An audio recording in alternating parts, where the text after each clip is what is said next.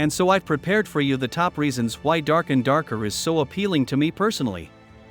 Write in if my reasons coincide with yours, and you can also list your other reasons in the comments.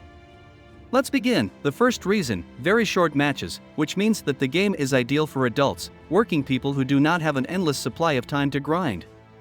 At the beginning, when you play for the first time, it is likely that the count will go literally by seconds. According to the official statistics of the developers, more than 90% of newcomers die in the first raid.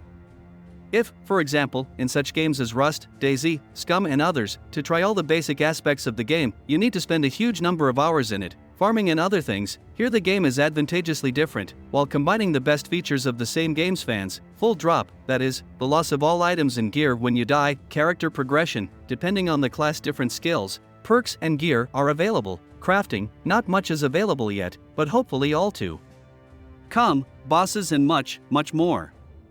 As a result, when you learn to play more or less, matches will take an average of 10 minutes, including the successful evacuation to the blue portal. For those who like to play 24 hours a day, there is a ranking in the game. I've talked to many of the top 1 players from there, and all of them, without exception, agreed that at this point, they had to be terribly sleep deprived and malnourished to get and stay in the top 1. Thus, Dark and Darker is able to satisfy people with limited time as well as cyber athletes. It is up to everyone to choose what they will enjoy in the game. The second reason, the game is incredibly difficult and not forgiving of mistakes, even when you understand it. This greatly increases the value of loot, equipment. You really try not to die, unless of course you've taken your hard-won gear with you on a dungeon raid. You have a global inventory, like in Escape from Tarkov or the Cycle Frontier. You can die not only from bots in PvE, but also from traps in the floor, walls and of course in ruthless PvP from other players. A huge variety of enemies, each of which really has its own unique new set, attack animation. Also already available a lot of maze dungeon maps. If you have completely stuffed your global inventory with valuables, you can go to High Roll, a dungeon with a unique map, where PvE mobs are much more dangerous, and PvP go mostly by teams of well-armed, top players. Each trip to the High Roll will cost you 100 gold, which is not so easy to earn and, therefore, not to stay in the negative, you will have to successfully carry out of the High Roll at least the same 100 gold. Fans of World of Warcraft and Lineage 2 will be unusual after Hothouse Children PvP conditions, because they have to agree to duel, nothing falls out at death, unless you're not a player killer, and other baby talk. The third reason, the game is at the beginning of its journey. Despite its hardcore nature, now is the best time to get into it, if possible. That way you'll be among the pioneers, and it'll be easier for you in the future when they add a lot of stuff to the game. In the same Escape from Tarkov now has such a huge amount of content that the first time you launch it just run your eyes. So do not listen to those who urge to wait for a full release and fix bugs. The main problem, it's litigation with Nexon, because of which at the moment delayed the early access and playtest. In fact, the game's release is in question. Fourth reason, the game is suitable for solo singles, duo-paired squads and trio groups. Yes, in High Roll you're unlikely to defeat a squad of 3 people alone, but if you decide to go to High Roll alone, you can choose a suitable class for this style of game, for example, Rogue Robber, and take him invisibility potions, as well as a skin on invisibility to increase the chances of survival, avoiding unequal PvP. Although the developers originally planned Dark and Darker as a dungeon raiding game for groups of players, the vast majority of players play solo. It is important to note that all of the top 1 players play in the maximum current squads of 3 people, where each member of the squad is worth 10 people and is great at the intricacies of the game and focuses on one particular class. Yes, playing solo, you probably won't even make it into the top 20, but you'll be able to enjoy the game. Just set yourself adequate goals. For example, you can play from ambush and wait until the same squad of cyber athletes enter the battle with another squad of 3 people, attack from behind the least protected class, such as Wizard, Rogue, Ranger or Bard, quickly slaughter it and run away. I would also like to note that the maximum number of troops to 3 people, it's a very good solution. The same Rust on the most popular servers is impossible to play because of the clans, which dozens of people.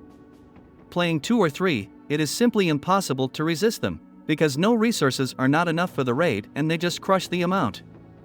So a maximum of 3 people is the optimal solution, giving the game options to squads of 2 people and even solo. Fifth reason, if you are used to analyzing your own game and the games of others, you can perfectly pump up your reaction speed and strategic, tactical thinking. This game will make you work on your mistakes and get better, otherwise you'll always be in the red. Dark and Darker has tremendous replayability at the expense of other players. There is a possibility of social interaction with strangers via voice chat, but beware, it is not uncommon for someone who says he is peaceful to stab you in the back for profit. I think there's a lot more to be added in the future. Sixth reason, variety of classes. Fighter, Barbarian, Tank, Cleric, Bard, Support, Wizard, Rogue, Damage Dealer. Each of these classes has different builds of the set of skills and perks. Over time, the choice will become even wider. Plus, plan new classes, for example Warlock. Classes are taken from the classic D&D games.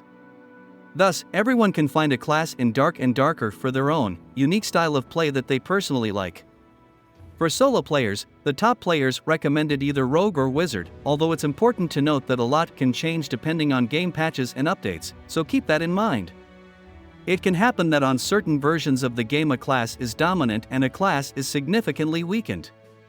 At the time of recording this video, the developers have a lot of other problems and they themselves have repeatedly confirmed that at this stage of development it is not about balance, now other priorities. In general, speaking of balance, it sometimes breaks even in the long-released Dota 2, where there are updates that radically change the characters, making the once strong weak and the like.